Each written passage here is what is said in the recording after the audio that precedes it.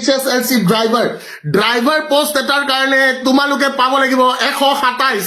ড্ৰাইভাৰে যদি বনিব আছে তোমালোকে পাব লাগিব 127 ভাই প্ৰাইভেট মানুহৰ ড্ৰাইভাৰ বনি যা ভাই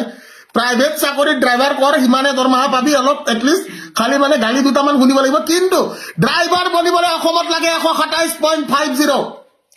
অসমত যদি তুমি ড্ৰাইভাৰ বনিবলৈ বিচাৰিছা তোমাক লাগিব 127.50 মাৰ্কস জাস্ট এটা তুমি ড্ৰাইভাৰ যদি বনিব বিচাৰিছা অসমত and if you want to be just a simple driver যদি তুমি সিম্পল ড্ৰাইভাৰ এটা হ'বলৈ বিচাৰিছা তুমি কুত্তা টাইপ পঢ়িব লাগিব তুমি কুত্তা টাইপ পঢ়ি কিনে তুমি